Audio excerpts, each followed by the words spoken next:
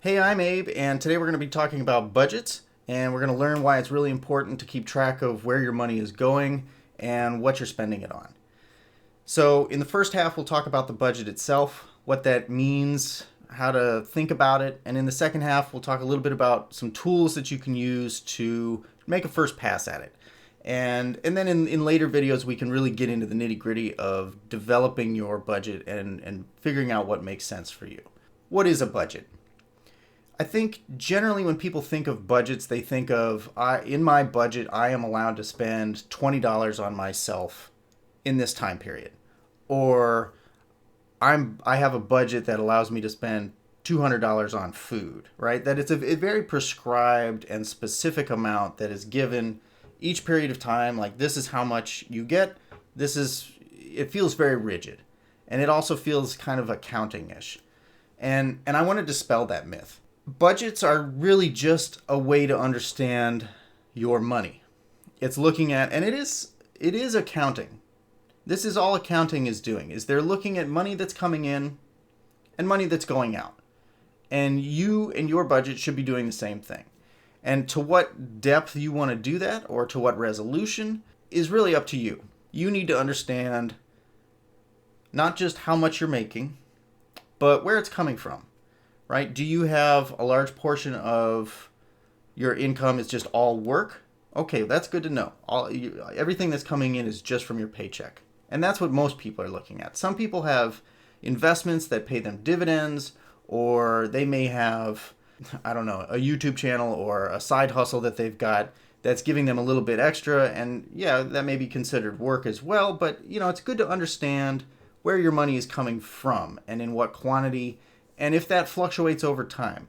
Some businesses and some jobs really have a great fluctuation. So if you work in sales and a lot of your income is coming out of commission, or if you work in an industry where you need to audit different facilities, it may be that only happens during the winter, or that primarily happens during the summer. And so looking back at a year, for example, you need to understand that you're going to make the bulk of your money in this chunk of time. Or maybe you're working overtime, right? That there are certain periods of time where maybe your income is more, right, than it is at other times. And so having a prescribed or a set amount where every month you get to spend this, or you need to keep your spending under that, it doesn't necessarily make sense. And so one aspect is where your money is coming in, and how much, and understanding that. Another is where the money is going. What are you spending it on, and in what percentages? And then once you have that understanding, figuring out if that makes sense for you.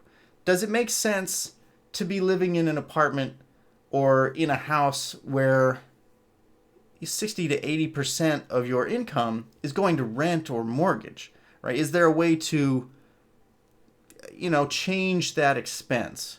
And a lot of times the answer is no. And that's fine, but it's good to have that understanding. And then what can you change? Can you change how much you're spending on food? Can you change how much you're spending for fun on yourself? Or just looking at and seeing, if you were the operator of a machine, what levers you can pull to actually change the outcome of what's going on. And a budget will give you the ability to do that.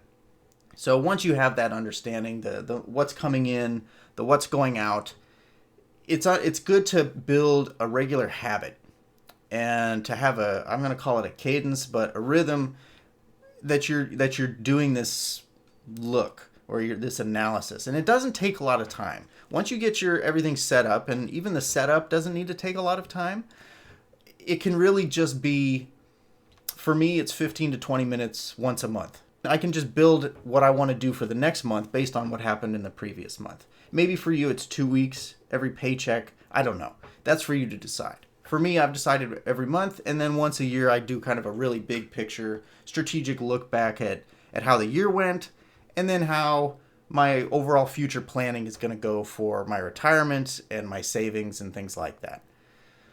So how do you set one up, and what are some tools that you can use to do it? There are websites that will help you quite a bit. I would personally recommend Personal Capital. I've had a good experience with them.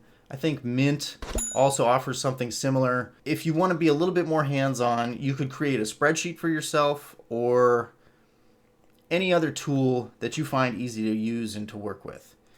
I've got a link in the description below to a referral link for Personal Capital. Like I said, I like it.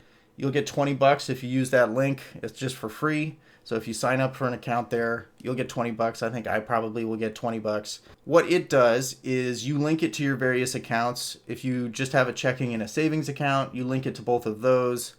And then you can see when you go to Personal Capital, if you only have one or two accounts, it's a little bit less useful, but it still has a bunch of tools to show you trends. So I get an email each month from them without asking for it, telling me how my expenditures are, what I'm spending compared to last month. Like I spent, $2,000 at the same time last month, and this month I'm at $2,200. You're 10% over, something like that. It gives you little notifications. But what it does then is, instead of needing to go and pull everything together yourself, which is what I end up doing with my spreadsheet, is it allows you to just open up the website and look and see. You can tell it to look at a specific time period and then look there. Or you could even just wait for those monthly emails and see how that's going. I would suggest a little bit deeper dive than that, but that's a good way to do it. Now, the more accounts you have, like if you have a checking account, a savings account, you've got your 401k from work, you've got an investment or a brokerage account that you're doing personal investing with, and maybe you've got a Roth IRA and a traditional IRA from past companies and all these other accounts, that the more accounts you get, the easier it becomes on a site like Personal Capital. Now, they're not paying me for this, so this isn't a sponsored ad or anything. I've just used them for years, and I like what they're doing. Check out the link in the description below. Go on over, take a look, see if that is attractive to you. In the next video, I'm going to talk about specifically how to go about setting up a budget for yourself. But in this one, I just wanted to focus on understanding what it is and why you might want to do this. And then in the next video, we can really get into how to pull in, what your income is, how to figure out what your expenses are in an easy way. So in the meantime, go check out Personal Capital. There are also a couple articles that I've posted in the description below from Investopedia, which if you've seen a couple of my other videos, I like as a resource. They've got great information on budgets and budgeting and why you need them. It's worth checking out. I'll have a couple links to other videos from last week or the next budgeting video once that's gone up at the end of this. But if you like what's going on here, ask me a question in the comments and I will get to that in one of the near-term videos. So thank you for being here. Thank you for building your financial literacy with me, and let's keep going.